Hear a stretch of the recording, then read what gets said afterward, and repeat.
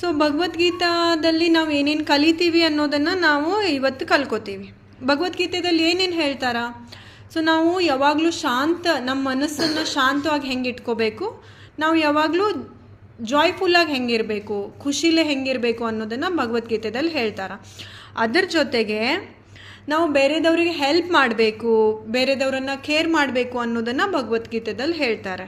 Okay, ಅದರ ಜೊತೆಗೆ ನಾವು ನಮ್ಮ ಲೈಫಲ್ಲಿ ಬರುವಂಥ ಪ್ರಾಬ್ಲಮ್ಸನ್ನು ಯಾವ ರೀತಿ ಫೇಸ್ ಮಾಡಬೇಕು ಅನ್ನೋದನ್ನು ಸಹ ಭಗವದ್ಗೀತೆಯಲ್ಲಿ ಹೇಳ್ತಾರೆ.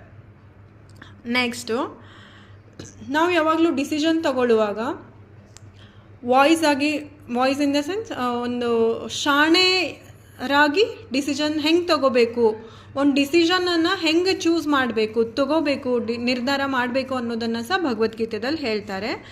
ಆಮೇಲೆ ನಾವು ಮನಸ್ಸಿಂದ ಯಾವಾಗಲೂ ಶಾಂತ ಇರಬೇಕು, ಸ್ಟ್ರಾಂಗ್ ಇರಬೇಕು.